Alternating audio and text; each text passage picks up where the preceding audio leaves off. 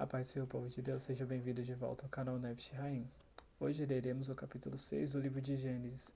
Falaremos um pouco sobre a maldade do homem, a maldade a qual fez o Senhor querer destruir toda a humanidade, trazendo juízo sobre a terra através do dilúvio. Falaremos também sobre os gigantes que são mencionados neste capítulo. Assim diz a palavra do Senhor. E aconteceu que, como os homens começaram a multiplicar-se sobre a face da terra, e lhe nasceram filhas, viram os filhos de Deus que as filhas dos homens eram formosas, e tomaram para si mulheres de todas as que escolheram. Então disse o Senhor: Não contenderá o meu espírito para sempre com o homem, porque ele também é carne. Porém os seus dias serão 120 anos. E havia naqueles dias gigantes na terra, e também depois, quando os filhos de Deus entraram as filhas dos homens, e delas geraram filhos. Estes eram os valentes que houve na antiguidade, os homens de fama. E viu o Senhor que a maldade do homem se multiplicava sobre a terra, e que toda a imaginação dos pensamentos do seu coração era só má continuamente. Então arrependeu-se o Senhor de haver ter feito o homem de sobre a terra, e pesou-lhe em seu coração. E disse o Senhor: Destruirei o homem que criei de sobre a face da terra, desde o homem até o animal, até o réptil e até a ave dos céus, porque me arrependo de os ter feito. Noé, porém, achou graça nos olhos do Senhor.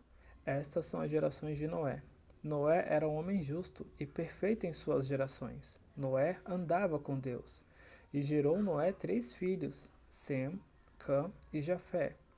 A terra, porém, estava corrompida diante da face de Deus, e encheu-se a terra de violência, e viu Deus a terra, e eis que estava corrompida, porque toda a carne havia corrompido o seu caminho sobre a terra. Temos que lembrar que de Adão até o dilúvio se passaram 1656 anos, e dentro desse período de 1656 anos, os homens viviam quase 1000 anos. Então os homens daquela época tinham muitos filhos e filhas. Então dentro deste período de 1656 anos, haviam milhares de pessoas na Terra. Porém o texto vai nos dizer que a maioria dessas pessoas eram más. E em seu coração só havia maldade continuamente. Temos que lembrar que esses homens e mulheres que viveram antes do dilúvio eram extremamente inteligentes. Lembramos que Caim já tinha construído a sua própria cidade, e Tubal-Caim ele já manuseava o ferro e o cobre. Então essa descendência depois deles já dominavam totalmente o ouro, a prata, o cobre, o ferro. Já tinham suas cidades totalmente estruturadas e muito mais organizadas do que as nossas hoje em dia. Então não se tratava de um povo ignorante, um povo, como diz a evolução, que foi aprendendo com o tempo. Era um povo extremamente inteligente, um povo rico em sabedoria, que já dominava a construção civil, a agricultura, a medicina, a fauna, a flora. Era um povo que conhecia e utilizava todos os recursos do planeta. Era um povo muito avançado tecnologicamente. Porém, quanto maior o seu conhecimento, quanto maior a sua sabedoria, também era maior a sua maldade. Então a palavra do Senhor vai nos dizer que estes homens maus, eles tinham filhas belíssimas, que sua beleza era tão extraordinária, que fizeram até os anjos caídos terem desejos por essas mulheres. E fez com que eles tomassem essas mulheres de seus maridos, e elas geraram filhos. Porém esses filhos eram piores do que os seus pais. Eles eram piores em maldade. Eles se tornaram homens de renome, homens famosos, homens conhecidos pela humanidade. Homens que eram mais altos que o ser humano, mais forte que o ser humano, mais inteligente que o ser humano. A Bíblia vai chamá-los de Nefilins. Nefilim, em hebraico, significa caídos. Quando chegamos ao capítulo 6 do livro de Gênesis, há 3 teorias possíveis para esses filhos de Deus. A primeira é que esses filhos dos homens são anjos caídos. A segunda é que esses filhos dos homens eram reis poderosos naquela época, que tomavam mulheres para si, que faziam o que quisessem fazer.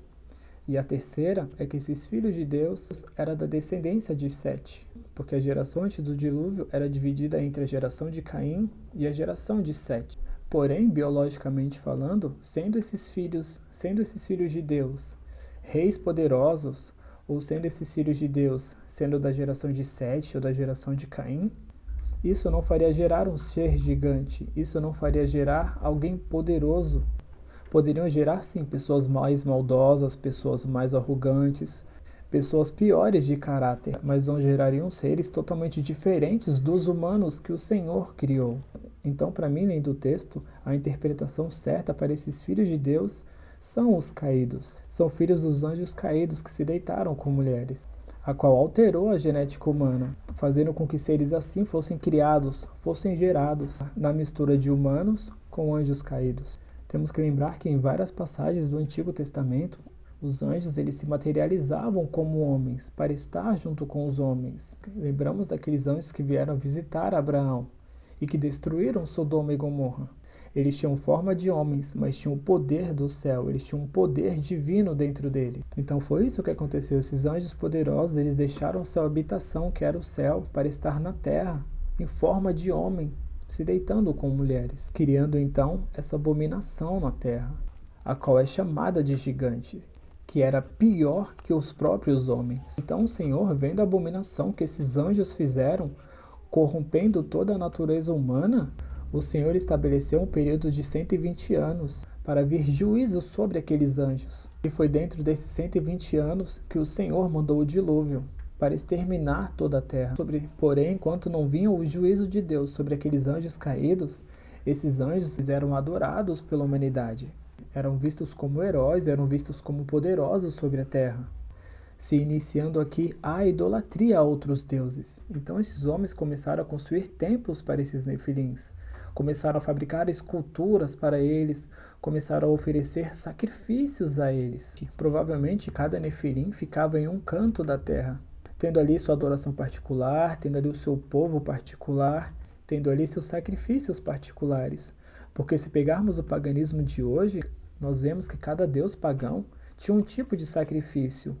Por exemplo, um gostava de um sacrifício de bode, outro de carneiro, outro de vaca. E eram esses sacrifícios específicos que determinava a qual deus seria sacrificado aquele animal. Os seus fiéis faziam de tudo para agradar aqueles nefilins, porém todo aquele que não agradava eram mortos ou eram punidos, para que nenhum daqueles homens fizesse algo para eles de qualquer jeito, de qualquer forma. Eles queriam que a humanidade se rendesse totalmente a eles, tirando toda a adoração de Deus, tirando Deus como foco e tomando para si mesmos a adoração que era só para Deus. Então o Senhor, vendo no coração do ser humano que ele estava cada vez mais distante, ele estava cada dia pior, o texto vai dizer que o Senhor ele se arrependeu de criar o ser humano. A palavra que está escrita ali também significa arrepender, mas também significa lamentar, também significa sofrer, que faz mais sentido com o que o Senhor estava vendo, com o que o Senhor estava vendo a humanidade se tornar. Então o Senhor estava sofrendo, o Senhor estava se lamentando pelo caminho ao qual a humanidade estava escolhendo para si. O texto também vai dizer que isso pesou em seu coração. A palavra ali é atsev. Atsev significa ferir, significa aborrecer, significa magoar. Então o coração do Senhor estava triste, estava magoado pelas escolhas do ser humano.